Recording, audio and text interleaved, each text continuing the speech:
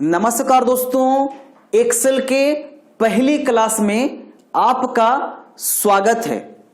दोस्तों, इस क्लास को हम लोग बेसिक से स्टार्ट करेंगे और एडवांस लेवल तक लेकर जाएंगे। इस क्लास को कोई भी एक छोटा सा बच्चा देख सकता है और समझ सकता है। एक स्टूडेंट को कहां पर प्रॉब्लम होता है। मान के चलो मैं एक स्टूडेंट हूं और कोई टीचर मुझे कुछ समझाता है। मान के चलो मुझे समझाता है एक्सेल क्या है। वो टीचर मुझे समझाता है एक्सेल क्या है। क्या कहता है? एक्सेल एक स्प्रेडशीट प्रोग्राम है। उसने तो समझा दिया कि एक्सेल एक स्प्रेडशीट प्रोग्राम है। अब मेरे को स्प्रेडशीट के बारे में पता नहीं है तो पूरा डिफिनेशन समझ में नहीं आएगा। मेरे कहने का मतलब, जब कोई डिफिनेशन हम किसी को लिखवाते हैं तो उसमें बहुत सारे ऐसे वर्ड होते हैं जिसके बारे में स्टूडेंट को पता नहीं होता है, तो वो गलती हम लोग नहीं करेंगे। हम लोग हर एक वर्ड के बारे में जानेंगे ताकि आगे चलकर कोई दिक्कत ना हो। हम लोग मास्टर क्लासेस कर रहे हैं, टीचर ट्रेनिंग भी हम लोग ले रहे हैं इसके अंदर। अब आप ही बताओ, अगर मैं आपको समझा दूं एक्सेल क्या है, मैं बता दूं एक्सेल एक स्प्रेडशीट प्रोग्राम है जो माइक्रोसॉफ्ट ऑफिस का भाग है, ये है वो है, लेकिन आपको ना स्प्रेडशीट के बारे में पता है, ना ग्रिड के बारे में पता है, ना रो के बारे में पता है, ना कॉलम के बारे में पता है, तो आंसर कैसे समझ में आएगा? है ना? तो अगर हम कोई भी परिभाषा देते हैं या मान के चलो लिखवाते हैं, मैं टीचर हूं, मैं लिखवा रहा हूं आपसे, ठीक है, तो आप लिख रहे हो, मैं लिखवा रहा हूं और आप लिख रहे हो, और आपने पूरे एक पेज में वो लिख डाला, लेकिन एक पेज में बहुत सारे ऐसे वर्ड होंगे जिसके बारे में आपको पता नहीं होगा, तो उस वर्ड के चलते आपको पूरा ना समझ में नहीं आएगा। यानी एक शब्द के चलते पूरा परिभाषा समझ में नहीं आता है। इस वजह से हम लोग वो गलती नहीं करने वाले हैं, ठीक है। तो चलिए एक्सेल की क्लास स्टार्ट करते हैं। एक्सेल क्या होता है, आज हम लोगों का यही क्लास है। एक्सेल क्या होता है, एक्सेल की मदद से हम क्या क्या कर सकते हैं, एक्सेल क्यों सीखेंगे, कहां पर यूज करेंगे, है ना प्रॉब्लम ये। चलो देखो समझते हैं। एक्सेल एक स्प्रेडशीट प्रोग्राम है।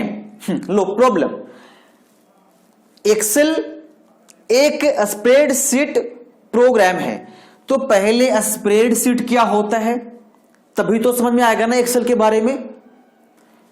अरे ये एक्सेल तो पता है।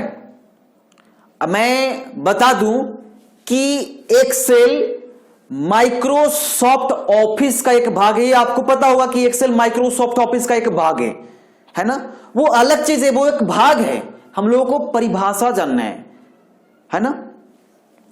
तो पहले हम लोग जानेंगे कि स्प्रेडशीट क्या होता है। अब देखिए, स्प्रेडशीट का डिफिनेशन आप नोट कर लीजिए और छोटी छोटी जानकारियां मैं अपने नोट्स में डाल दूंगा, आप वहां से जाकर के याद कर लीजिए, क्योंकि जो छोटी छोटी जानकारियां होंगी ना वो नोट्स के अंदर आपको मिल जाएगा, कोई दिक्कत नहीं होगा। नोट्स में मैंने इतना अच्छा सा बता रखा है कि आपको वीडियो भी देखने की जरूरत नहीं पड़ेगी, इतना अच्छा से मैंने नोट्स के अंदर समझा दिया है। तो देखिए, सबसे पहले हम लोग स्प्रेडशीट के बारे में पता करते हैं। देखिए, एक इलेक्ट्रॉनिक दस्तावेज। अब दस्तावेज क्या होता है? दस्तावेज को इंग्लिश में हम लोग कहते हैं डॉक्यूमेंट। ओके, तो एक इलेक्ट्रॉनिक डॉक्यूमेंट, ध्यान दीजिए, एक इलेक्ट्रॉनिक डॉक्यूमेंट जिसमें डेटा को, यहां तक समझ में आ गया? ओके, ये इलेक्ट्रॉनिक डॉक्यूमेंट है। मान लो इलेक्ट्रॉनिक किसको कहते हैं? जो बिजली से चलता हो। तो इलेक्ट्रॉनिक डॉक्यूमेंट मान लो ये है, जैसे मैं कंप्यूटर पे कुछ काम कर रहा हूं तो वो जो हमारा डॉक्यूमेंट है वो इलेक्ट्रॉनिक डॉक्यूमेंट होगा। हम लोग इलेक्ट्रॉनिक की मदद से कोई भी डॉक्यूमेंट बनाते हैं तो वो जो डॉक्यूमेंट क्या होगा? इलेक्ट्रॉनिक डॉक्यूमेंट हो गया। वो बाहर अपने नहीं निकला है, वो आपके इलेक्ट्रॉनिक की मदद से वो शो कर रहा है, वो चल रहा है। तो यहां पे है कि एक इलेक्ट्रॉनिक दस्तावेज यानी कि इलेक्ट्रॉनिक डॉक्यूमेंट जिसमें डेटा को ग्रिड की रो एवं कॉलम में व्यवस्थित किया जाता है और गणना में इसका प्रयोग किया जाता है, उसको स्प्रेडशीट कहते हैं। अब मैं समझाता हूं। मान के चलो ये आपका डॉक्यूमेंट है, ये आपका इलेक्ट्रॉनिक डॉक्यूमेंट है, ये आपका इलेक्ट्रॉनिक डॉक्यूमेंट है। लेकिन जो ग्रिड, अब ग्रिड क्या होता है? देखो, अगर इधर से एक लाइन, एक और लाइन, एक और लाइन, एक और लाइन, और इसी पे आप प्रतिच्छेद करो, प्रतिच्छेद, इसको काटो, है ना, ऐसे, ये जो बना ये होता है ग्रिड। इसको क्या कहते हैं? ग्रिड। आपने ग्रिड लाइन आपने पढ़ा होगा पहले। तो ये हमारा ग्रिड हो गया। अब देखो, ये आपका ये इलेक्ट्रॉनिक डॉक्यूमेंट, और इसमें मैं बनाता हूं ग्रिड, इसमें मैं बनाता हूं ग्रिड, ये बन गया हमारा ग्रिड, ठीक है, जो कि रो और कॉलम से बनता है, रो एवं कॉलम में व्यवस्थित किया जाता है ना। ये आपका क्या होता है? ये ऐसे कॉलम और ये आपका रो, तो ये बन गया आपका बनाना ग्रिड। और ये जो हुआ ये सेल, इसको क्या कहेंगे? सेल। तो इसी को हम लोग जो बना इसको कहते हैं स्प्रेडशीट। आप समझ में आ गया आपको? ये होता है स्प्रेडशीट। बाकी और भी हम लोग देखेंगे, मैं पहले इसको इरेज कर देता हूं, ठीक है ना। और स्प्रेडशीट को हम लोग कहते हैं वर्कशीट। अगर मैं कभी पूछ दूं आपसे कि स्प्रेडशीट को क्या कहते हैं, तो स्प्रेडशीट को हम लोग वर्कशीट भी कहते हैं। और स्प्रेडशीट का प्रयोग करके हम जोड़, घटाव, गुना, भाग, प्रतिशत, ये सभी चीजें ज्ञात कर सकते हैं। किसका प्रयोग करके? स्प्रेडशीट का प्रयोग करके। यानी कि एक्सेल और स्प्रेडशीट दोनों में डिफरेंट दिख रहा है। एक्सेल एक सॉफ्टवेयर है और एक्सेल ओपन होने के बाद हमें स्क्रीन पर स्प्रेडशीट दिखाया जाता है, जिसे हम लोग कहते हैं वर्कशीट। यानी देखो यहां पे फंडा क्या है, आप एक्सेल खोलते हो, लेकिन एक्सेल खोलने के बाद आपके स्क्रीन पर स्प्रेडशीट दिखाया जाता है, जिसके अंदर आप सारे काम को ना करते हो, चाहे जोड़, गुना, भाग, घटाव करनी हो, प्रतिशत ज्ञात करनी हो, एवरेज ज्ञात करनी हो, कुछ भी ज्ञात करनी हो, आप स्प्रेडशीट के अंदर करते हो। और स्प्रेडशीट सिर्फ और सिर्फ एक्सेल में नहीं होता है, बल्कि देखो गूगल ने भी स्प्रेडशीट निकाला है। आप जब गूगल ड्राइव ओपन करोगे तो गूगल ड्राइव ओपन करने के बाद आप जाकर के चेक करना, वहां पर भी गूगल के द्वारा एक स्प्रेडशीट प्रोग्राम निकाला गया है। यानी कि एक्सेल ओपन करते हो तो स्प्रेडशीट खुल जाता है, वर्कशीट खुल जाता है और आप उसमें काम करते हो। और वो जो वर्कशीट होता है वो क्या होता है? ये देखो ऐसे होता है, ग्रिड में ये होता है जो कि कॉलम और रो से बनता है, और ये जो होता है आपका सेल कहलाता है। और भी हम लोग देखेंगे, मैं आपको लाइव दिखाऊंगा कि किसको क्या कहते हैं, है ना, एक्सेल को ओपन करने के बाद।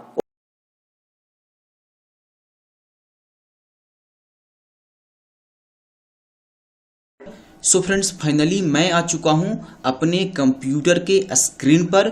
अब मैं आपको एक्सेल ओपन करने के बाद और भी बेसिक नॉलेज दूंगा। तो सबसे पहला सवाल कि एक्सेल को कैसे ओपन किया जाता है। तो एक्सेल ओपन करने के कई मेथड हैं। सबसे पहला मेथड, आप कीबोर्ड में विंडोज के साथ में आर प्रेस करें। विंडोज के साथ में आर, विंडोज जो की होता है इस तरह से दिखता है, विंडोज की इस तरह से होता है। आप विंडोज आर प्रेस करें और यहां पर जो रन डायलॉग बॉक्स ओपन होगा इसमें आपको एक्सेल लिख देना है। एक्सेल लिखने के बाद यहां पर आप ओके कर सकते हो या फिर कीबोर्ड में इंटर प्रेस कर सकते हो। उसके बाद यहाँ पे ये जो स्टार्ट बटन है, आप यहाँ पर जाकर भी एक्सेल को लिख करके सर्च कर सकते हो और यहाँ से आप एक्सेल को क्लिक कर सकते हो। आप एक्सेल सर्च कर सकते हो या फिर आप माइक्रोसॉफ्ट एक्सेल भी लिख सकते हो। अगर ऐसे वो एक्सेल नहीं ओपन करना है तो स्टार्ट बटन में जाने के बाद, ऑल प्रोग्राम्स में जाने के बाद यहाँ से माइक्रोसॉफ्ट ऑफिस में जा सकते हो या फिर एसेसरीज में जाने के बाद, यहाँ से जाने के बाद आप माइक्रोसॉफ्ट ऑफिस के अंदर जाओगे और यहाँ से एक्सेल को चूज करोगे तो यहाँ से भी आप माइक्रोसॉफ्ट एक्सेल को ओपन कर सकते हो। तो मैं विंडोज आर दबाऊंगा और एक्सेल लिखूंगा और ये मेरा माइक्रोसॉफ्ट एक्सेल ओपन हो गया। मैंने आपको बताया था स्प्रेडशीट के बारे में। क्या बताया था? स्प्रेडशीट के बारे में। तो ये जो है, ये जो एरिया दिख रहा है जो कि सेल से बने हुए हैं, सेल्स देखो, ये सब सेल्स हैं। इससे जो बने हुए हैं इसी को हम लोग बोलते हैं स्प्रेडशीट। इसको आप बोल सकते हो वर्कशीट भी इसको कह सकते हो। ये क्या है? ये है वर्कशीट। वर्कशीट कह लो, स्प्रेडशीट कह लो। ओके, तो आपको ये समझ में आ गया होगा। लेकिन और भी कई ऑप्शंस हैं एक्सेल के फ्रंट पेज में जो कि आपके लिए जानना बहुत ज़रूरी है। तो मैं बारी बारी से सारे बेसिक नॉलेज आपको कंप्लीट कर दूंगा क्योंकि हर चीज़ बोर्ड पे क्लियर नहीं हो सकता है, प्रैक्टिकली आपको बताना पड़ेगा। तो सबसे ऊपर में जो आप देख रहे हो book 1 Microsoft Excel, book 1 Microsoft Excel, ये टाइटल है। आप जिस नाम से इस डॉक्यूमेंट को सेव करोगे यहाँ पे वो दिखेगा। यहाँ पे नेम चेंज, जैसे मैं इसको सेव करता हूँ, मैं फाइल में गया और मैं यहाँ से सेव पर गया और मैं इसको डिक्के के नाम से सेव करता हूँ। ठीक है, तो सेव करने के बाद आप देख सकते हो कि यहाँ फ्रंट में आ गया डिक्के माइक्रोसॉफ्ट एक्सेल। ओके, तो उसको बोलते हैं हम लोग टाइटल बार, जो कि सबसे ऊपर वाले भाग में होता है। चलो नेक्स्ट में आते हैं हम लोग। और यहाँ पर आप देख सकते हो कि ये जो ऑप्शन है, ये ऑप्शन जो कि सबसे ऊपर में है यहाँ पे, इसको बोलते हैं फॉर्मूले बार। फॉर्मूला बार यानी आप एक्सेल के अंदर जो भी फॉर्मूला यूज करोगे यहाँ पे आपको शो करेगा। इसमें आपको शो करेगा जो भी आप फॉर्मूले का इस्तेमाल करोगे। और यहाँ पे ये जो दिख रहे हो, ये जो P लिखा हुआ P16, ये एक्चुअल में सेल नेम है। क्या नेम है? Cell name. यानी आप जिस सेल पर क्लिक करोगे वहां पे वो नेम बताएगा कि आपने किस सेल के अंदर एंट्री मारा है। जैसे मैं जाता हूं यहां से, ये देखो 13, A13 यहां शो कर दिया। आप देख सकते हो यहाँ पे क्या शो किया? A13। अगर मैं यहाँ पे क्लिक करूंगा तो देख सकते हो G, यहाँ पे क्या शो किया? G3। तो इस तरह से ही आपको ये बताएगा, ये सेल नेम होता है कंप्लीट। उसके बाद आप देखो यहाँ पे ध्यान से, ये ऑप्शन है, ये देख सकते हो यहाँ से, ये देखो, ये सीट 1, सीट 2, सीट 3, ये सीट टैब होता है। क्या होता है? Seat tab. माइक्रोसॉफ्ट एक्सेल के न्यू वर्जन, जैसे न्यू में जैसे 2019 हो गया, 16 हो गया और 13, 10, 7, ये सब में भी बाय डिफॉल्ट 3 सीट दिए होते हैं बाय डिफॉल्ट। आप इस पर क्लिक करोगे, सीट 2 पे क्लिक करोगे तो सीट 2 में एंट्री मार जाओगे। सीट 3 पे क्लिक करोगे तो सीट 3 में जंप कर जाओगे। ये सब सीट्स हैं जो कि इसमें काम करते करते आप चाहते हो कि सीट 2 में काम करूं तो आप सीट 2 पे क्लिक करके इसमें भी काम कर सकते हो या सीट 3 में काम कर सकते हो। नया सीट लेना है तो यहाँ पर ये जो ऑप्शन है, यहाँ पे ये ऑप्शन, आप इस पर क्लिक करोगे तो एक और सीट आ जाएगा। क्लिक करते जाओगे ये सीट आता जाएगा। मैं और भी आपको नॉलेज दूंगा, बेसिक नॉलेज पार्ट 2 में। तो आप यहाँ से क्लिक करते जाओगे, ये सीट जो है वो ऐड होते जाएंगे कंप्लीट। तो मेरे कहने का मतलब ये है सीट टैब। ओके, और यहां से ये जो ऑप्शन दिख रहा है, ये ऑप्शन जो कि यहां से देखो, ये पेज लेआउट है। ठीक है, ये क्या है? ये पेज लेआउट है। मैं जूम करके आपको दिखा रहा हूं यहां से ताकि आपको समझ में आए। मैं इसको जूम कर लेता हूं। ठीक है, और यहाँ पे जो ये दिख रहा है ये पेज लेआउट है। ठीक है, ये देखो, ये आपका पेज लेआउट है। जब आप इस पर क्लिक करोगे, ठीक है, तो ये लेआउट जो है वो चेंज होता जाएगा। देखो इस तरह से लेआउट चेंज होता जाएगा। तो इसको हम लोग क्या बोलते हैं? Page layout complete. और यहाँ पे ये जो ऑप्शन है, ये ऑप्शन जो कि यहाँ से प्लस माइनस है, यहाँ पे प्लस है, ये जूम कंट्रोलर है। ये क्या है? जूम कंट्रोलर, यानी कि आप बोल सकते हो जूम स्लाइडर, यानी कि जूम लेबल है, सॉरी जूम लेबल। इससे आप जूम इन जूम आउट कर सकते हो या फिर जूम इन कर सकते हो, या फिर यहाँ से माइनस वाले पे क्लिक करके जूम आउट कर सकते हो और प्लस वाले पे क्लिक करके जूम इन कर सकते हो। ठीक है, और चलो नेक्स्ट में यहाँ पे आप देख सकते हो ये राइट साइड में, ये राइट साइड में मैं यहाँ पे इसको, ये देखो ये जो आपका पट्टा दिख रहा है ये आपका ये वर्टिकल स्क्रॉल बार है, और इधर जो नीचे है ये यहाँ पे मैं दिखा रहा हूँ। मैं पहले ये देखो ये जो ऑप्शन है ये आपका हॉरिजेंटल स्क्रॉल बार है, यानी कि अगर आप एक्सेल में बहुत ज़्यादा लिख देंगे, पेज बहुत ज़्यादा लंबा चला जाएगा, तो आप यहाँ से इसके जरिए ऐसे ऐसे करके आप आगे पीछे इसको करके देख सकते हो। और जैसे मान लो मैंने यहाँ पे कुछ लिखा, मैंने एक्स्ट्रा लिख दिया, मैंने कुछ यहाँ पे, ठीक है, मैंने कुछ यहाँ पे एक्स्ट्रा लिख दिया, तो हम ऊपर नीचे करेंगे इसके जरिए। ये हो गया आपका, देखो ये वर्टिकल स्क्रॉल बार है, यहाँ से आप ऊपर नीचे करके देख सकते हो। और अगर आपने इस साइड में ज़्यादा लिख दिया, जैसे मैंने यहाँ पे साइड लिख दिया, तो यहाँ से इसके ज़रिए हम इसको आगे पीछे कर सकते हैं। तो ये हॉरिजॉन्टल स्क्रॉल बार हो गया, और ये आपका वर्टिकल स्क्रॉल बार हो गया, ये जूम लेवल हो गया, ये पेज लेआउट हो गया। और देखो, ठीक है, तो यहाँ तक आपको समझ में आ गया होगा। उसके बाद देखो, समझ ध्यान से, और ये जो दिख रहा है ये इतना, ये क्या है मैं दिखा रहा हूँ, फाइल, होम, इंसर्ट, ये मेन्यूज होता है। क्या होता है? मेन्यू। इसको आप टैब भी कह सकते हो। ये file menu, home menu, insert menu, या फिर tab, page layout tab, formulas tab, ये सब टैब हैं जिसको मेन्यू भी कहते हैं। ओके, और इसके अंदर जब हम किसी भी टैब पर क्लिक करते हैं, तो ये जो खुलकर आता है इसको हम लोग रिबन कहते हैं। क्या बोलते हैं इसको हम लोग रिबन कहते हैं। ओके, किसी भी टैब पर खोलने के बाद जो ऑप्शन खुलता है उसको क्या बोलते हैं? उसको रिबन कहते हैं। ओके, अच्छा, उसके बाद यहाँ पर आप देख रहे हो, यहाँ पे ये जो सबसे ऊपर में है, ठीक है, जो सबसे ऊपर में है, मैं आपको जूम करके दिखाता हूँ। ये जो सबसे ऊपर में है, जो रेड कलर में मैंने इसको घेरा किया है, इसको बोलते हैं क्विक एक्सेस टूल बार। क्या बोलते हैं? क्विक एक्सेस टूल बार, यानी कि ये एक शॉर्टकट तरीका होता है। अगर मुझे किसी भी चीज को, जैसे मैं ज़्यादा बॉर्डर यूज करता हूँ, मैं ज़्यादा क्लिप आर्ट यूज करता हूँ, तो मैं इसको शॉर्टकट बना लूंगा, क्योंकि जैसे ही हम लोग यहाँ पे क्लिक करेंगे ऊपर वाले शॉर्टकट में, तो वो डायरेक्ट ओपन हो जाएगा। जैसे मान लो मेरे को मैं शेप ज़्यादा यूज करता हूँ, तो मैं राइट क्लिक करूंगा और इसको add to quick access toolbar पे क्लिक करूंगा। यहाँ से देख सकते हो ये मेरा शेप वाला ऐड हो गया, और जब हम इस पर क्लिक करूंगा तो देखो ये ओपन हो जाएगा।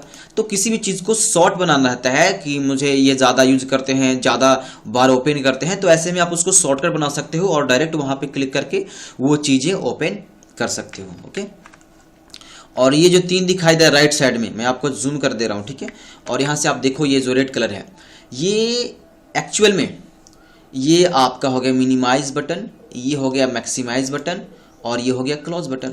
अगर आपको क्लोज करना है माइक्रोसॉफ्ट वर्ड को, तो आप क्लोज बटन पे क्लिक करो। अगर आपको यहाँ से मैक्सिमाइज करना है तो आप मैक्सिमाइज पे क्लिक करो, या अगर आपको मिनिमाइज करना है तो आप यहाँ से इसको मिनिमाइज कर सकते हो। तो ये 3 बटन्स वहाँ पे दिए गए हैं। और इसके नीचे देख सकते हो यहाँ पे एक और है मैक्सिमाइज, मिनिमाइज और क्लोज बटन का। तो एक्चुअल में ये क्या है, ऊपर में जो मिनिमाइज, मैक्सिमाइज का ये 3 बटन था वो पूरा माइक्रोसॉफ्ट एक्सेल का था, लेकिन ये जो 3 बटन है वो इस वर्कशीट का है। यानी ये जो मिनिमाइज होगा वो ये होगा, ये वर्कशीट होगा। मैं करके दिखाता हूँ। मैंने यहाँ पे ये किया, देखो, और ये सेल्स है, मैंने आपको बताया ये सेल्स है, ठीक है, कोई दिक्कत। और भी कई बेसिक नॉलेज हैं जो कि आपको हमारा ई बुक में मिलेगा। सबसे पहले आप यहाँ पर देख सकते हो ऊपर में यहाँ पे लिखा हुआ है ABCDEFGHI। ये क्या है? मैंने आपको बताया था कि ये होते हैं कॉलम। क्या होता है? कॉलम। लेकिन मेरा ये टॉपिक नहीं है, मेरा टॉपिक ये है कि ABCDEF ये कहां तक जाते हैं, ये कितने होते हैं। ओके, ये सवाल आपके सामने है। उसके बाद यहां से आप देख सकते हो कि 1 2 3 ये सब क्या है? ये सब रो है। 1 2 3 4 5 ये सब क्या है? ये सब रो है। तो कितने रो हैं?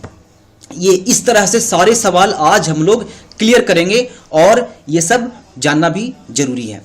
तो सबसे पहले आप यहां पर देखो, यहां पे मैं अपना जो नोट करके रखा हूं वो आप देखो। यहां से आप देख सकते हो कि ये वर्जन्स हैं। ये क्या है? ये वर्जन है 2007, 2003, 2007, 2010, 2013 और 2016, 2019। ये क्या है? वर्जन है। 2003 वाले में रो कितने होते हैं? रो होते हैं 65,536। कॉलम कितने होते हैं? 256। अब सेल निकालना है तो आप ये दोनों को क्या कर दो? गुना कर दो। गुना कर दोगे तो ये सेल्स आपको निकल जाएंगे। 2007 वाले में कितने रो हैं?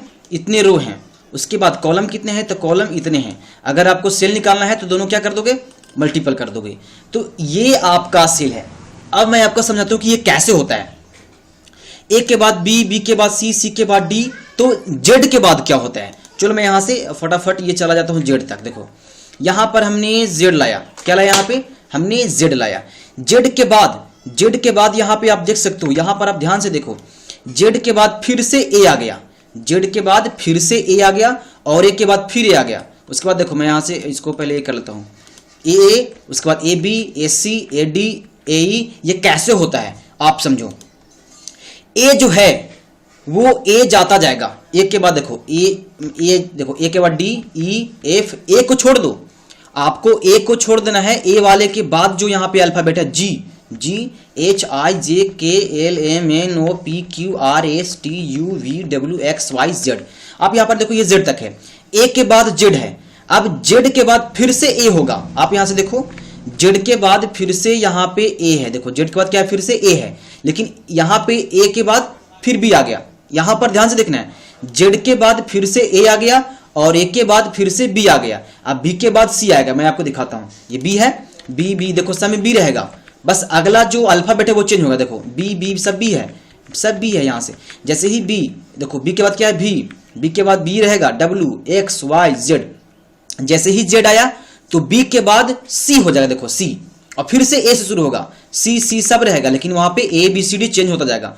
जी H I J K L M N O P Q R S T U V W X Y Z. अब जेड हुआ तो जेड के बाद फिर ए आएगा, लेकिन सी के बाद क्या हो जाएगा? डी। देखो डी, सी के बाद क्या आ गया? डी, और फिर ए बी सी डी शुरू हो गया। D E F G H I J K L M N O P Q R S T U V W X Y Z. जैसे ही जेड हुआ तो डी के बाद अगला में ई आएगा। देखो अगला में क्या आ गया? अगला में ई आ गया और ई के बाद फिर से ए से शुरू होगा।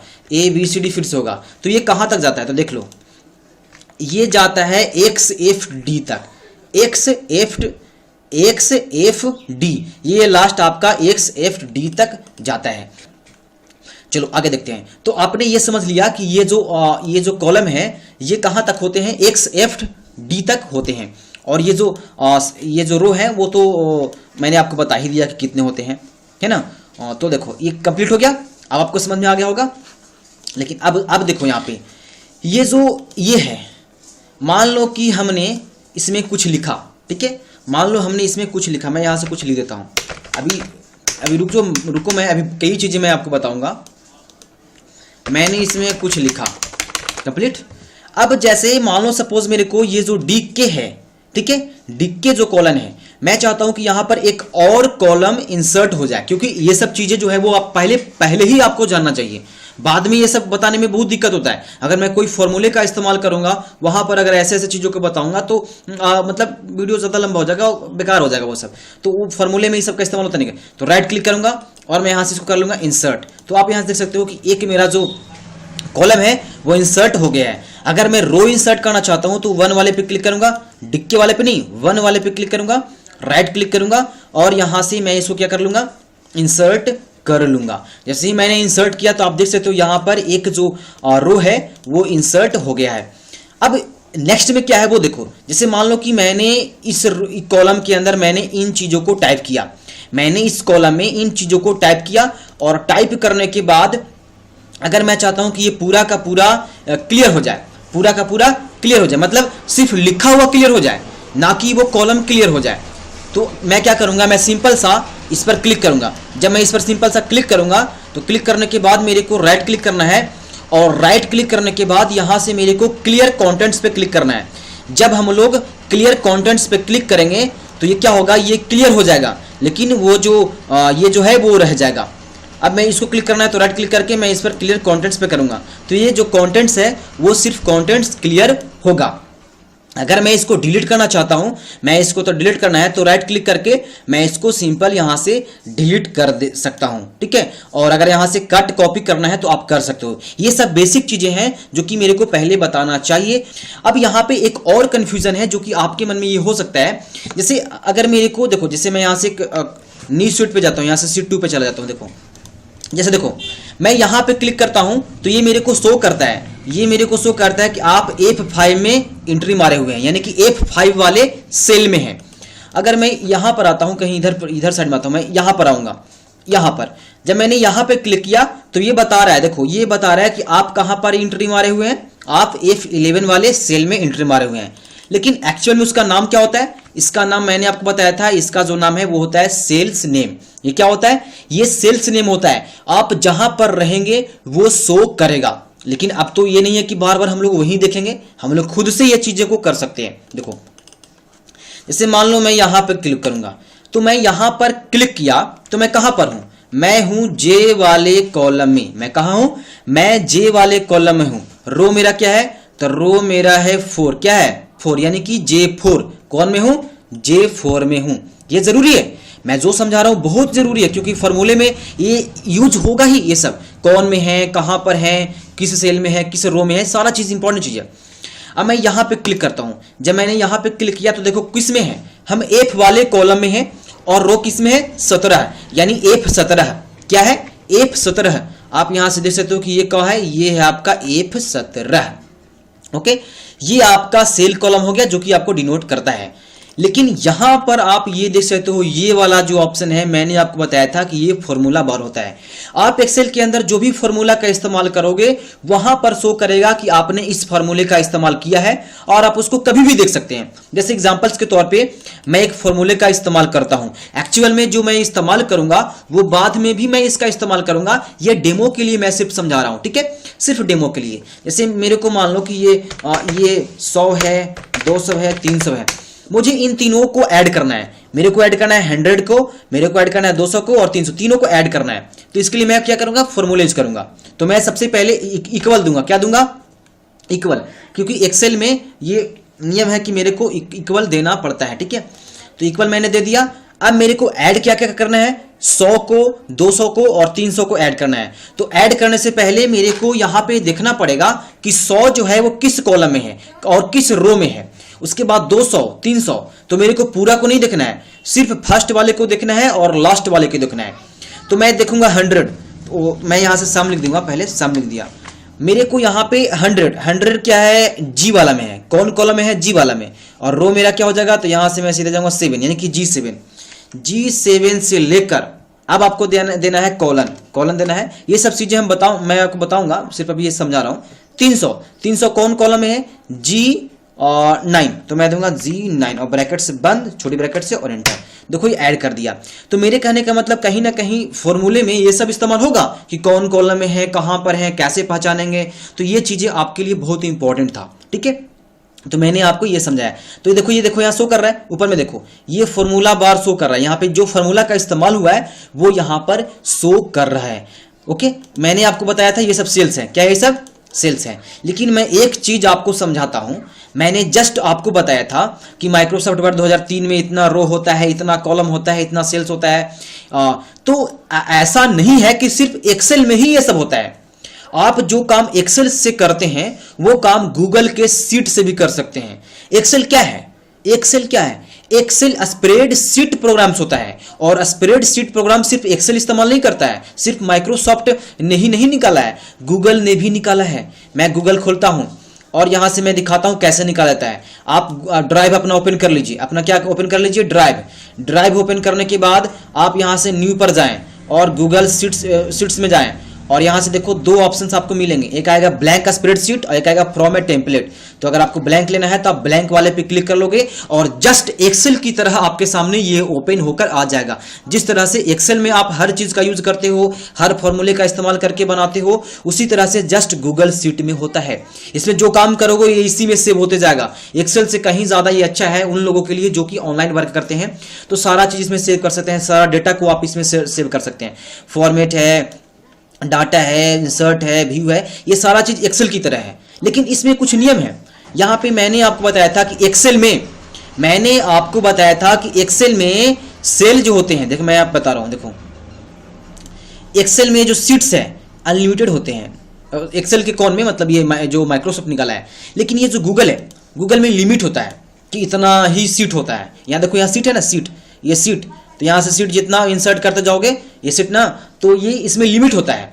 लेकिन ऐसा माइक्रोसॉफ्ट एक्सेल में नहीं है, इसमें लिमिटेशन नहीं है, इसमें अनलिमिटेड सीट्स है, सॉरी सेल्स नहीं, सीट्स है, इसमें आप अनलिमिटेड सीट्स को इंसर्ट कर सकते हो। तो ये ऐसे ही मैंने वो बता दिया, तो आपने फॉर्मूले बार का ये समझ गया। लेकिन अब आप देखो आगे, नेक्स्ट में देखो, नीचे में आप देख सकते हो कि मैंने आपको समझाया था कि ये जो होता है वो सीट्स होता है। क्या होता है ये? सीट्स, टैब, ये होता है सीट टैब। अब आपके मन में क्या सवाल है वो देखो, यहां पे एक्सेल के अंदर बाय डिफॉल्ट 3 सीट होते हैं। कितने होते हैं? सीट 1, सीट 2 और सीट 3, ये एक्सेल के अंदर बाय डिफॉल्ट होते हैं। अब यहां पे एक सवाल है कि एक ऑब्जेक्टिव क्वेश्चन है कि माइक्रोसॉफ्ट एक्सेल 2010 या माइक्रोसॉफ्ट एक्सेल 2013 या 2017 में बाय डिफॉल्ट कितने सीट होते हैं। तो आपको बताना पड़ेगा कि माइक्रोसॉफ्ट एक्सेल के अंदर बाय डिफॉल्ट 3 सीट्स होते हैं। 2010 हो गया, 2016, 2019, तो बाय डिफॉल्ट कितने सीट? 3 सीट्स होते हैं। लेकिन हम लोग अनलिमिटेड सीट को इंसर्ट कर सकते हैं। इंसर्ट करने के 2 तरीके होते हैं। आप माउस के जरिए राइट बटन दबाओ और यहां से आप इंसर्ट वाले पे क्लिक करो, सॉरी मैंने उल्टा बता दिया, शिफ्ट के साथ में आपको 11 प्रेस करना है। शिफ्ट के साथ में आपको 11 दबाना है। जैसे ही आप 11 दबाओगे तो यहां पर आप देखोगे कि सीट 4 जो है वो इंसर्ट हो जाएगा। अगर आपको ऐसे इंसर्ट नहीं करना है तो यहां पर आप देख सकते हो एक सिंबल है, ठीक है, यहां पे एक सिंबल है, आपको सिंपल इस सिंबल पर क्लिक कर देना है। जब इस पर क्लिक करोगे तो एक सीट आ जाएगा। जितने बार इस पर क्लिक करोगे उतने सीट्स जो हैं वो एक्सेल के अंदर इंसर्ट होते जाएंगे। ये लिमिटेशन नहीं है इसका, आप जितना चाहो सीट्स इंसर्ट कर सकते हो। लेकिन मैं ये क्यों बता रहा हूं, मैं सीट्स के बारे में क्यों समझा रहा हूं, अब आपको पहले ये समझना है। मैं सीट 1 में काम कर रहा हूं, मैं सीट 1 में कुछ काम किया, उसके बाद मैं सीट 2 में जाऊंगा, ये नया आ जाएगा, मैं फिर इसमें कुछ काम करूंगा, फिर सीट 4 में जाऊंगा, मैं फिर इसमें काम करूंगा। ये नए नए सीट्स हैं जो कि अलग अलग वर्ग के लिए है। जैसे मैं सीट 1 में हूं, मैं सीट 1 में हूं और मैं यहां से रिजल्ट्स का मैनेज कर रहा हूं, मतलब मैं कोई रिजल्ट तैयार कर रहा हूं। तो मैं क्या करूंगा, इसको सीट 1 पे जाकर क्लिक करूंगा और राइट बटन दबाऊंगा और रीनेम कर दूंगा। और रीनेम करने के बाद मैं यहाँ पे मैं लिख दूंगा यहाँ पे रिजल्ट्स, ठीक है, यहाँ पे मैं लिख दूंगा रिजल्ट्स। और रिजल्ट्स लिखने के बाद ये आपका हो गया, ओके। सीट 2 में जाऊंगा, रीनेम करूंगा। मान लो मैं यहाँ पे मोबाइल नंबर नोट कर रहा हूं तो मैं मोबाइल नंबर लिख दूंगा। मान लो सीट 4 में, मैं सीट 4 में कुछ एड्रेस लिख रहा हूं तो मैं यहाँ से एड्रेस, ये तो आप पे डिपेंड करता है, मैं ऐसे एग्जाम्पल के तौर पर बता रहा हूँ। देखो, तो ये जो सीट्स हैं वो अलग अलग नेम से तैयार हो गए। मैं आपको फिर से बता रहा हूँ, ये सब बेसिक चीजें हैं जो कि जब एक्सेल का मेन कोर्स शुरू होगा तो बहुत ज्यादा यूज होगा, ठीक है। आपको लग रहा होगा कि यूज नहीं होगा, लेकिन ये यूज होगा। चलो, अब ये रिजल्ट्स वाला जो ये सीट है, मैं इसको पूरा एडिट करूंगा, राइट क्लिक करूंगा और यहां से मैं जाऊंगा टैब कलर में और मैं यहां से इसको कर दूंगा, टैब कलर में जाने के बाद मैं इसको कर दूंगा रेड। तो ये जो टैब कलर है वो आपका रेड हो जाएगा। उसके बाद मोबाइल पे जाऊंगा, टैब कलर पे जाऊंगा और इसको मैं ब्लू कर दूंगा। फिर उसके बाद एड्रेस पे जाऊंगा, राइट क्लिक करूंगा और टैब कलर पे जाऊंगा और मैं इसको ग्रीन कर दूंगा। तो इस तरह से आप टैब वाले कलर को चेंज कर सकते हैं, तो ये देखने में थोड़ा अच्छा लगता है, ओके। अगर आप चाहते हो कि मैं कोई एक सीट को डिलीट कर दूं, तो सीट को डिलीट करने के लिए आपको सिंपल, जैसे मान लो कि आपको सीट 5 को डिलीट करना है, तो सीट 5 वाले पे क्लिक करो और राइट बटन दबाओ और यहां से इसको डिलीट कर दो। एड्रेस को डिलीट करना है तो राइट क्लिक करो और यहां से इसको डिलीट कर दो और यहां से आप डिलीट कर सकते हो। तो इस तरह से आप सीट को डिलीट कर सकते हो। अब अगला ऑप्शन देखो, अब यहां पे राइट क्लिक करो। अगर मान लो कि आपको मूव करना है तो आप मूव कर सकते हो और कॉपी भी कर सकते हो। मूव कॉपी ये कोई बड़ा ऑप्शन है नहीं, लेकिन यहां पे जो लिखा हुआ है प्रोटेक्ट सीट, प्रोटेक्ट सीट में क्या कर सकते हो, आप अपने सीट को प्रोटेक्ट कर सकते हो कि अगला बंदा इसको कोई ना खोल पाए, ना इसको कोई देख पाए। तो इसके लिए आप प्रोटेक्ट कर सकते हो। जब आप प्रोटेक्ट करोगे तो पासवर्ड ले, यहां पे पूछ रहा है allow all users of the worksheet to, मतलब आप क्या अलाउ करना चाहते हो, मतलब क्या, तो आप जो करना चाहते हो कि ये मतलब ये करे, मतलब पूरा चीज, तो आप यहां से करके और उसके बाद यहां से पासवर्ड डाल सकते हो। 55,055, उसके बाद मैं दोबारा से ओके करता हूँ, फिर से 55,055 और मैं यहाँ से इसको ओके कर दूंगा। जैसे ओके करूंगा तो ये जो है वो प्रोटेक्ट हो जाएगा। दोबारा अगला बंदा कोई अगला यूजर्स इसको ओपन करेगा तो उसमें पासवर्ड मांगेगा, ठीक है। जब अगला यूज करेगा तो क्या मांगेगा? पासवर्ड। उसके बाद देखो राइट क्लिक करने के बाद यहाँ से हाइड कर सकते हो। जैसे मेरे को रिजल्ट्स है, रिजल्ट्स वाला जो सीट है, अगर मैं इसको हाइड करना चाहता हूं तो मैं सिंपल राइट क्लिक करूंगा और मैं यहां से इसको हाइड वाले पे क्लिक करके रिजल्ट्स वाला जो है वो सीट को हाइड कर सकते हैं। अगर अब मेरे को वो सीट लाना है जो मैंने हाइड किया था, उसको अगर मेरे को अनहाइड करना है तो इसके लिए मेरे को सिंपल कुछ नहीं करना है, किसी भी सीट्स पर जाकर मैं क्लिक करूंगा और उस पर क्लिक करने के बाद मैं राइट क्लिक करके अनहाइड कर दूंगा। अब यहां पे शो करेगा कि आपने कौन कौन से सीट को हाइड किया था और जो जो सिलेक्ट करेंगे तो सिलेक्ट करने के बाद आपको ओके कर देना है। देखो आप यहां पे जो हाइड था वो अब अनहाइड हो गया है। अभी वर्तमान समय में मैं 1 2 3 4 5 6 7 टोटल 7 सीट को इंसर्ट किया हूं। अभी वर्तमान समय में मैं टोटल 7 सीट को एक्सेल के अंदर इंसर्ट किया हूं। अब मैं चाहता हूं कि टोटल सीट एक ही बार में सेलेक्ट हो जाए, तो आप क्या कर सकते हो, किसी भी सीट्स पर जाकर आप क्लिक करो। किसी भी सीट्स पर जाकर क्लिक करने के बाद माउस का राइट बटन दबा सकते हो और सिलेक्ट ऑल सीट्स पर क्लिक कर सकते हो। जब आप सिलेक्ट ऑल सीट पर क्लिक करोगे तो ये जो सीट्स है वो एक बार में टोटल सीट्स जो है वो सिलेक्ट हो जाएगा। और उसके बाद राइट क्लिक करके अगर आप इसका कोड देखना चाहते हो कि आप जो कोड किया है तो उसको व्यू कोड पे क्लिक करोगे तो ये डेवलपर टैब जो है कि विजुअल बेसिक की है वो ओपन हो जाएगा। ये माइक्रोसॉफ्ट ऑफिस का एक विजुअल बेसिक एप्लीकेशन होता है जिसमें कोड का इस्तेमाल काफी होता है और ये अमेजिंग चीज है। तो मैं यहां से इसको क्लोज कर देता हूं। तो आपने देखा कि मैंने सीट्स पर हर वर्क किया, रिनेम किया, मूव किया, प्रोटेक्ट किया, tab hide, unhide, save, ungroup seat जितना है यहां पे हमने ये चीज को कर दिया। बात समझ गया? तो ये चीजें हैं, तो क्योंकि ये यूज होगा, क्योंकि मैं एक एक्सेल ओपन करूंगा तो एक्सेल के अंदर कई सीट्स लूंगा, सबका कलर दूंगा, सब में अलग अलग नेम दूंगा, जो काम करूंगा उसका नेम दूंगा। तो ये जो था बहुत ही इंपॉर्टेंट था, ठीक है। अब देखो, अब ध्यान से समझना। अब मान लो कि यहां पे ये कौन सा कॉलम है, ये ए कॉलम है, ये कौन सा कॉलम है, ये बी कॉलम है, सी कॉलम है, डी कॉलम है, ओके। अब मान लो कि यहां पे बहुत कम जगह है, यहां पे आप देख सकते हो कि बहुत कम है, इसको जगह बढ़ाना है तो आप यहां पे क्लिक करो। देखो यहां पे ये इस तरह से माउस का सिंबल समझो, देखो अभी कुछ नहीं है, ये देखो इस तरह से इस पर अब क्लिक करो और क्लिक करके रखो और इसको इस तरह खींचो, इसको इस तरह से खींचो। अब देखो यहाँ पे जो स्पेस है वो लंबा हो गया। अगर मान लो कि आपको ई वाले पे करना है तो इस पर क्लिक करो और यहाँ पे जाओ इस लकीर पे और यहाँ से इसको इस तरह से खींचो, देखो ये लंबा हो गया। लेकिन नहीं, ये बारी बारी से करने में काफी वक्त लग जाएगा। इसके लिए शॉर्टकट तरीका है, जैसे मैं क्या कर, देखो आप मान लो इतना सिलेक्ट कर लिया, सारे को सिलेक्ट करके यहाँ से आप इसको खींचोगे तो ये तरह से ये बढ़ता जाएगा। लेकिन अब मैं जो आपको समझा रहा हूं वो आपको समझना है। मैं इसको पहले छोटा कर लेता हूं। देखो मान लो आप ए वाले सेल में कुछ लिख रहे हो और वो जो टेक्स्ट है वो काफी लंबा है। जैसे अगर मैं यहां लिखूंगा AIO कंप्यूटर जोन, अब देखो ये अगला सेल में आ गया। मैंने लिखा ए वाले सेल में लेकिन आ गया बी वाले में, तो ये तो गड़बड़ है, क्योंकि बी वाला में मैं कैसे लिखूंगा, है ना टेंशन। अच्छा, तो मैं इसको फिर से लिखूंगा, नीचे मैं कुछ और यहां पे लिख दूंगा, ये आ गया, ठीक है, यहां पे समझ आ गया। अब मान लो कि बी वाले सेल में कुछ लिखूंगा तो देखो इस तरह से ढक गया, ये देखो। तो ये कंफ्यूजन है, तो आप टेंशन ना लो, आप टाइप कर दो, आप बेझिझक टाइप कर दो। अब आपको सिंपल क्या करना है, सिलेक्ट कर लेना है। सिलेक्ट करने के बाद टोटल को सिलेक्ट कर लो। अब आपको क्या करना है, यहां पे जाना है, किसी पर भी यहां पे जाओ और यहां पे डबल क्लिक कर देना है। क्या कर देना है, डबल क्लिक। जैसे ही डबल क्लिक करोगे, यहां पे मैं कर देता हूं,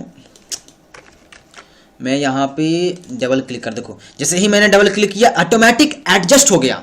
उसका जितना स्पेस चाहिए, जितने दूर तक वो वर्ड था, वो ऑटोमेटिक सारे सेल को ऑटोमेटिक जस्टिफाई कर दिया, वो ऑटोमेटिक इक्वल कर दिया। आपको नहीं जरूरत है उसको खींचने का, वो सेल को खींचो, वो रो को खींचो, ऐसा आप करने की कोई भी जरूरत नहीं है। आप ऑटोमेटिक उसको एडजस्ट कर सकते हो। तो ये सब चीजें जो है बेसिक नॉलेज, ये अगर आप किसी को बताते हो, कोई भी चीज, अगर कोई भी सॉफ्टवेयर पढ़ाते हो या किसी भी चीज के बारे में बताते हो, तो सबसे पहले उसको बेसिक बताओ, क्योंकि बेसिक उतना ही इंपॉर्टेंट है जितना कि आप इसके अंदर किसी भी ऑप्शंस को पढ़ते हो। क्योंकि जिसका बेसिक मजबूत होता है वही बंदा हर चीजें को अच्छी तरीके से कर पाता है। क्योंकि जब हम कोई फॉर्मूला इस्तेमाल करेंगे तो बेसिक इस्तेमाल होगा ही, क्योंकि बिना बेसिक का कोई भी इसमें यूज होने वाला नहीं है। कभी कॉलम इंसर्ट इंसर्ट करना पड़ेगा, कभी कॉलन डिलीट करना पड़ेगा, कभी एडजस्ट करना पड़ेगा, कभी शीट को प्रोटेक्ट करना पड़ेगा। तो ये चीज़ें बेसिक में आता है जो कि अभी बता दिया, मैं बाद में बताऊंगा तो टाइम लग जाता। चलो और भी हम लोग चीज़ें सीखते हैं, क्योंकि अगर मैं ये सब बता दूंगा तो मेरे को उतना फिर बताना नहीं पड़ेगा, डायरेक्टली मैं फॉर्मूले का इस्तेमाल करके आपको एक्सेल पूरा सिखा दूंगा। चलो मैं करता हूँ यूज। जैसे यहाँ पे मैंने ए वाले कॉलम में क्लिक किया, राइट क्लिक किया, कई सारे ऑप्शन है यहाँ पे आप देख सकते हो, जो कि ऐसे ऑप्शन है जो कि आपको कुछ भी नहीं करना है, बस आपको सिंपल इस पर क्लिक करना है। जब आप इस पर क्लिक करोगे तो ऑटोमेटिक उसका रिजल्ट आपके सामने शो हो जाएगा। कुछ ऐसे फंक्शन होते हैं जिसको क्लिक करने के बाद पता ही नहीं चलता है कि भैया मैंने किया क्या, लेकिन ये सब ऐसे ऑप्शन है जो कि क्लिक करते ही उसका परिणाम आपके सामने शो हो जाएगा। आप कट कर सकते हो, आप कॉपी कर सकते हो, इंसर्ट कर सकते हो, पेस्ट स्पेशल कर सकते हो, डिलीट, क्लियर कंटेंट जो मैंने आपको बताया था जस्ट। अगर फॉर्मेट सेल करना है तो आप फॉर्मेट कर सकते हो, इस पर क्लिक करोगे तो आप फॉर्मेट कर सकते हो, डेट एंड टाइम जो भी करना है। चलो ये क्लियर हो गया। अब और भी देखो कंफ्यूजन, सारे ऑप्शन को मैं क्लिक करूंगा जो कि बेसिक मत है। मैं थोड़ा सा यहाँ से जूम करता हूँ और आपको दिखाने के लिए, ठीक है। मैंने इसको यहाँ से जूम कर लिया। आप यहाँ से ध्यान से देखो, यहाँ पे देखो, यहाँ पे क्या है, एक फॉन्ट वाला है यहाँ पे। अब मैं इसको जूम आउट कर देता हूँ। यहाँ पे जैसे ही मैं क्लिक करूंगा तो क्लिक करने के बाद देखो ये ऑप्शन खुलता है। ये समझो कि इसका सेटिंग्स है, इसका क्या है, इसका सेटिंग्स है। अगर मान लो आप जाते हो अलाइनमेंट में, क्या जाते हो अलाइनमेंट में, तो अलाइनमेंट में जाने के बाद देखो यहाँ पे एक सेटिंग्स है। जब आप इस पर क्लिक करोगे तो इसका सेटिंग्स ओपन हो जाएगा। बात समझ में आई? अगर मान लो कि आप यहाँ पे हो क्लिपबोर्ड में, तो क्लिपबोर्ड का सेटिंग देखो यहाँ पे, जब इस पर क्लिक करोगे तो पूरा सेटिंग्स खुल जाएगा। तो ये ऑप्शंस है जो कि पूरे सेटिंग्स को वो खोल देता है। ये रिबन्स के अंदर ही होता है। रिबन्स क्या होता है, मैंने बताया था कि किसी भी टैब पर जब हम लोग क्लिक करते हैं तो जो उसका ऑप्शंस खुलता है, ये रिबन होता है। ये आपका रिबन हो गया। तो बात आई समझ में यहाँ तक? आई होप कि आपको ये सब समझ में आ रहा होगा। तो ये सभी चीजें जो होती है वो आपको बेसिक में आता है, जो कि काफी इंपॉर्टेंट चीजें होती हैं। ओके, चलो मैं कुछ और चीजें आपको समझा देता हूं ताकि आपको अच्छी तरह से समझ में आ जाए। ये सब समझो कि एक तरह से बच्चों को सिखाने वाली चीज तो नहीं है, लेकिन फिर भी ये बहुत इंपॉर्टेंट चीजें हैं, ठीक है। अब आपको फाइल में जाना है। फाइल में जाने के बाद आपको जाना है ऑप्शंस में। ऑप्शंस में जाने के बाद आपको यहाँ से customize quick access toolbar पर जाना है और आपको यहाँ से कस्टमाइज कर लेना है। आप जो ऑप्शन प्रतिदिन हर बार यूज करते हो आपको इसमें ऐड कर देना है। ये क्विक एक्सेस टूल बार होता है। क्विक एक्सेस टूल बार देखो ऊपर में होता है। देखो ये जो ऊपर में दिख रहा है, मैं यहाँ से रेड कर देता हूँ, ये सॉरी ब्लू, देखो ये क्विक एक्सेस टूल बार होता है। ये एक तरह से कह सकते हो शॉर्टकट नेम है। अगर आप उस पर क्लिक करोगे तो डायरेक्टली वो ऑप्शन ओपन हो जाएगा। अगर आप मान लो कि मतलब आप बार बार कोई ऑप्शन का इस्तेमाल करते हो तो आप बार बार थोड़ी जाओगे अंदर, तो इसके लिए डायरेक्टली आपको वहां पे होम स्क्रीन पे उसको शॉर्टकट बना लेना है। तो मान लो मैं ज़्यादा यूज करता हूँ ईमेल का, तो ईमेल पे क्लिक करूंगा और ऐड कर दूंगा। उसके बाद मैं यहाँ से फिल्टर पे क्लिक करूंगा और इसको ऐड कर दूंगा और बस इसको यहाँ से ओके कर दूंगा। देखो ये बढ़ गया। यहाँ पे देखो 2 जो है यहाँ पे शॉर्टकट बढ़ गया है। तो इस तरह से आप इसको कस्टमाइज कर सकते हो क्विक एक्सेस टूलबार को। ये मैंने माइक्रोसॉफ्ट वर्ड की कोर्स में भी बताया था।